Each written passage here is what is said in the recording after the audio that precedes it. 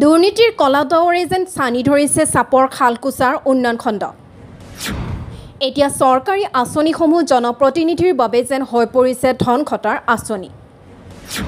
পুথিমাৰী গাঁও পঞ্চায়তৰ বাটে পথে উদঙাইছে উন্নয়নৰ ফুপুলা স্বৰূপ।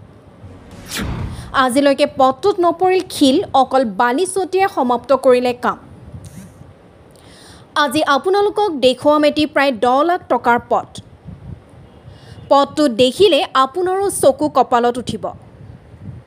এয়া আচলতে পথ নহয়, পুখুৰী বুলিহে ক'ব পাৰি। পথটোৰ দুৰৱস্থাৰ বাবে গাঁওখনত আহিব নোৱাৰে কোনো ধৰণৰ জৰুৰীকালীন সেৱা। নিৰ্লিপ্ত ভূমিকাত বিভাগীয় কৰ্তৃপক্ষ। ধুবুৰী জিলা চাপৰ খালকুছা উন্নয়ন খণ্ডৰ অন্তৰ্গত পুথিমাৰী গাঁও পঞ্চায়তৰ অধীনস্থ নাইৰ আলগাপাৰাৰ এটি পথে জলাকলা খুৱাইছে গাঁৱৰ ৰাইজক। উক্ত পথটোৰ নিৰ্মাণৰ বাবে 10 লাখ টকা আবণ্টন দিয়ে যদিও জনপ্ৰতিনিধিয়ে পথটোত ট্ৰেক্টৰমান বালি পেলোৱাই বাকী ধন আত্মসাৎ কৰাৰ অভিযোগ স্থানীয় ৰাইজৰ। উল্লেখ্য যে উক্ত পথটোত ৱাছেছৰ নামত আবণ্টন হৈছিল 7,93,443 টকা আৰু মেটেৰিয়েলছৰ নামত আবণ্টন হৈছিল 1,39,464 টকা। কিন্তু জনপ্ৰতিনিধিয়ে ৱাছেছৰ নামত আবণ্টন হোৱাৰ টকাৰ অধিকাংশ টকা আত্মসাৎ কৰাৰ লগতে মেটেৰিয়েলছৰ নামত আবণ্টন হোৱা সম্পূৰ্ণ টকাই আত্মসাৎ কৰাৰ অভিযোগ। অতি সোনকালে পথটো পুনৰ নিৰ্মাণ কৰি ৰাইজৰ যাতায়াতৰ বাবে সুচল কৰি দিবলৈ দাবী জনায় স্থানীয় ৰাইজে। News desk report, all Assam news 30। এলা অবিকুল ভাই যে পাথর ফেলাইছিল সেই পাথর মোটামুটি আর 10 লাখ টাকার কাম করছে। কোনে কৰিলে? এই হোসেন কাউন্সিলৰ। কিমান দিন আগত?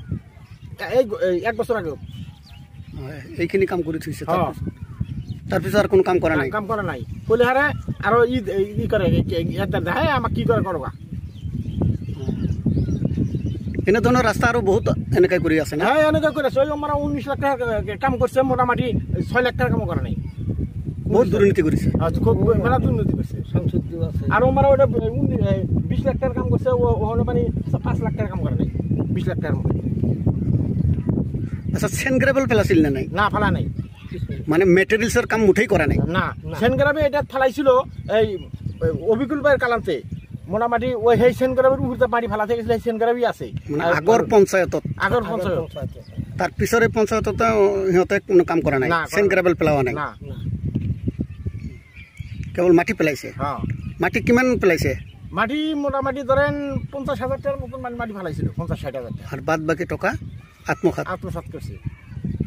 ভয়ঙ্কর দুর্নীতি। হ্যাঁ। কি করবেন এখন? কি আহ্বান জানাবেন? এখন আহ্বান মানে যে সরকার এইটাই যে আঙ্গের এই কামটা করা লাগে। মেটেরিয়ালস কৰিব লাগে, মেটেৰিয়ালসৰ কামখিনি